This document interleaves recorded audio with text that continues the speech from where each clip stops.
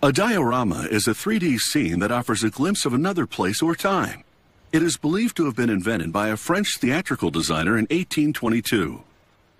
Despite modern digital technology, the diorama continues to be a great way to create an illusion. This is an art exhibit created by one diorama artist. This particular series depicts an apocalyptic scenario. The images are powerful and authentic. It all starts with some background research. The artist and assistant decide on a Chinese takeout restaurant scene and take pictures for reference. Back in the studio, the artist checks the scale of components to be featured in the diorama scene, like a fox. To make the scene look real, the size of the fox must be in proportion to everything else. She decides that it will work. But the toy scooter is too small, so she produces a template that's to scale. Her assistant then pencils an outline of the template onto a piece of rigid foam to make a version of the scooter that's the correct size. She carves out the shape using a hot wire. It melts the foam for a cleaner cut than could be achieved with a knife. The piece of foam now has scooter-like curves, but it's far too chunky. She whittles it down using a utility knife.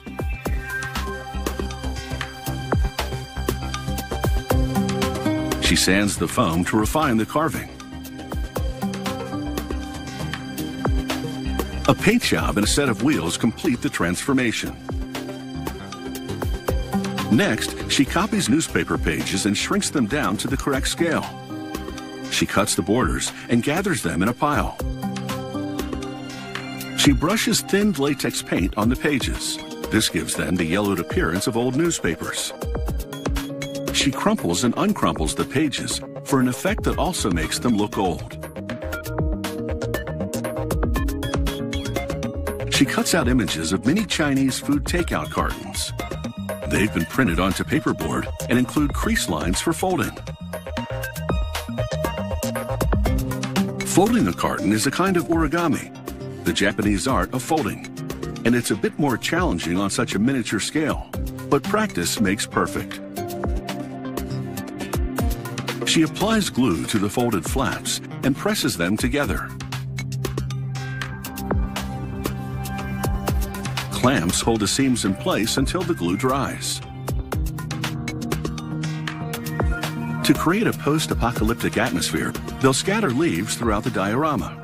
The assistant now selects leaves that have been pressed for about a week and can still be handled without breaking. She punches out mini leaf shapes with a handy crafting tool and accumulates piles in various colors.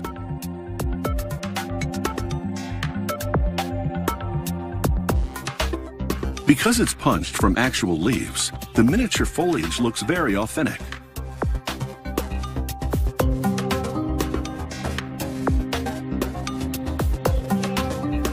Next, she works a lump of polymer clay until it's soft and narrow.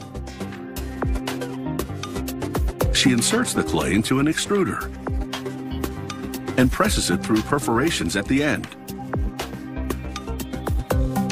This creates strands of clay that look like tiny lo mein noodles.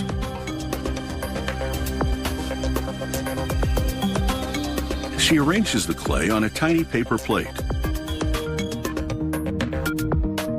She then brushes brown paint onto the noodles to imitate sauce. She rolls green clay into long strands and chops it up to mimic the look of green onions. These small touches make a difference. The creation of the diorama continues after this break. A diorama is an art form that is all about thinking inside the box. An artist builds a 3D scene within a boxy structure. It has one side open for viewing. The scene can be true to life or inspired by a place or event, and sometimes a diorama can change the way we look at the world. The clay mini meals are now complete, and the artist uses them to create a fake menu sign. She snaps pictures of each of the Chinese food selections. The choices include sesame chicken, fried and steamed dumplings, and a New York favorite, chicken wings with fries. Printed onto translucent plastic, the clay imitations look quite mouth-watering.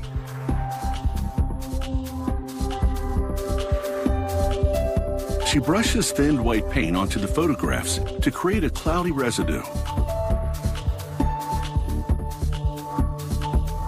And adds streaks of thin brown paint to the menu sign to mimic dust particles. Now she builds the diorama walls using foam sheets. She glues mirrored plastic panels to one wall. The reflections will make this diorama seem more spacious. She hot glues a sign to the mirror. It outlines the correct procedure in a choking emergency.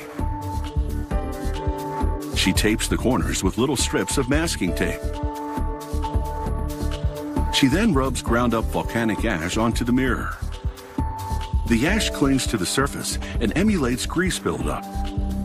It will also make the mirror's reflections hazy. After careful measuring, she cuts out a door from polystyrene and spray paints it silver.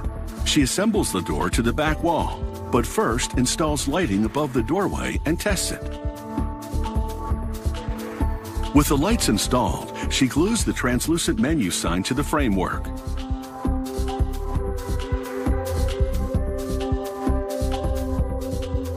Switched on, these backlights illuminate the menu choices.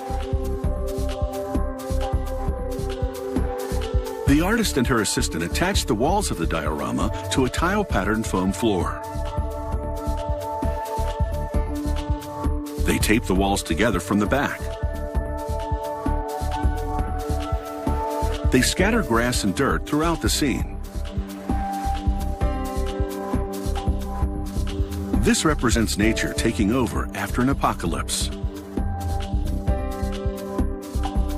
An overturned trash can and yellowed newspapers on the floor imply the sudden departure of humans. They decide the scene needs more grass and dirt, so they distribute more across the floor. They now place the motorbike into the scene. Empty takeout containers and a plastic fox in the open doorway add to the illusion of an urban landscape returning to nature. They add the third wall and the ceiling with its fluorescent lighting. The scene has been set, and now the artist focuses an 8x10 film camera on it. This large format camera will produce a high-resolution image.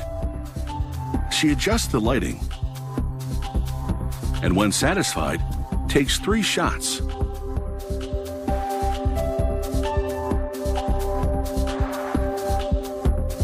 This is a carefully crafted scene viewed through the camera's eye. The team has even built and shot a diorama of their studio.